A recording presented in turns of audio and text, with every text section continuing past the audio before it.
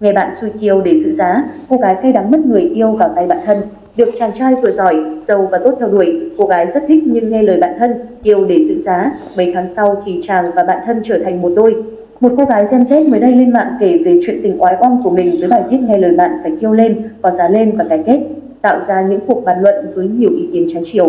Theo lời kể của nhân vật chính, có một chàng trai theo đuổi cô 6 tháng. Chàng trai này theo cô là rất ổn về nhiều mặt, là hình mẫu trong mơ của nhiều cô gái hiện đại. Anh đã đi du học thạc sĩ bên Anh về, có ý định học lên tiến sĩ, đang làm cho một tập đoàn lớn tại Việt Nam. Gia đình cũng có công ty nhưng anh muốn phát triển bản thân thêm, kiểu đi làm lấy kinh nghiệm, học tập thêm rồi mới về phát triển tại gia đình. Không chỉ giỏi giang, có học thức, theo cô gái, điều kiện kinh tế của chàng trai cũng khiến nhiều người phải ghen tị, thu nhập cũng ổn nữa mà nhà anh có điều kiện, xác định đi làm lấy kinh nghiệm chứ lương chỉ là yếu tố sau đó. Anh có nhà từ trước khi đi du học, xe thì mới mua, tầm hơn 2 tỷ. Điểm gây ấn tượng nhất của chàng trai này chính lối sống, cách nói chuyện rất thông minh trí thức. Tác giả bài đăng chia sẻ, anh sống lành mạnh, đi làm về là tập thể dục, có thời gian sẽ dành cho gia đình, bạn bè, giao lưu. Anh cũng rất yêu động vật, hiện tại anh nói chưa có người yêu nên có nuôi một bé mèo và một bé cún.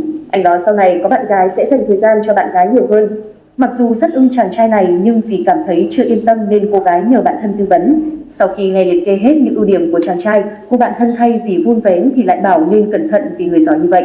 Cái gì đạt được dễ dàng thì cũng dễ dàng đánh mất. Khuyên cô phải kêu lên để cho anh tán lâu lâu mới đổ.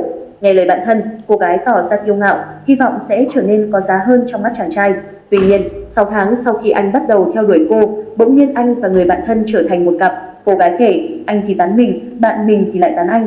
Vì mình kêu nhiều lần, nghe lời đứa bạn nên cuối cùng anh nản, không theo đuổi mình nữa và đứa bạn mình tán anh thành công, anh đồng ý lời tỏ tình của nó. Cô gái chua chát nhận ra mình sai lầm khi tin tưởng bạn bè, để rồi cuối cùng trở thành người ngoài cuộc và hối tiếc vì vuột mất cơ hội, giờ tìm đâu ra một người như vậy. Biết vậy mình đồng ý ngay từ đầu. Ai ngờ, cái người đưa ra lời khuyên cho mình tưởng đúng đắn thì họ lại có mục đích riêng của họ rồi. Bài đăng này lập tức được cộng đồng mạng chia sẻ và bình luận tới tấp. Hầu hết ý kiến đều tỏ ra bất bình với nhân vật bạn thân, an ủi cô gái rằng nên cảm thấy mình may mắn vì sớm nhận ra bản chất thật của người bạn, không nên tiếc, vì nếu bạn và anh ấy có thành đôi, trước sau gì bạn thân cũng sẽ cướp được anh ấy ra khỏi tay bạn thôi. Một người nham hiểm như vậy thì thật may mắn là bạn đã sớm nhận ra, bài học rút ra ở đây là cái gì cũng nên tự mình quyết định. Tự chịu trách nhiệm chứ đừng mang kể cho bạn cùng giới tính.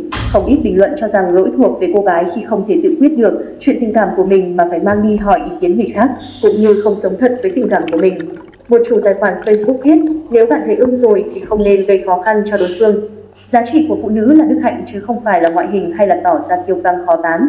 Kiêu căng rồi đi hỏi tư vấn người khác thì có thành cặp cũng khó bền lâu. Phụ nữ hiện đại mà kiến thức và tự chủ kém thì làm sao giữ được hạnh phúc của mình. Câu chuyện cũng khiến nhiều người phải suy nghĩ về nhân vật chàng trai. Một cư dân mạng cho rằng 6 tháng theo đuổi bạn mà vẫn còn đong đưa cô gái khác thì cũng không phải là mẫu người đàn ông hoàn hảo đâu. Bạn nên thấy mình may mắn vì loại bỏ được hai con người này ra khỏi cuộc đời mình. Bên cạnh những bình luận cho rằng đây là bài học để cô gái rút kinh nghiệm trong các mối quan hệ về sau, nhiều người đặt câu hỏi về tình cảm thực sự của cô gái.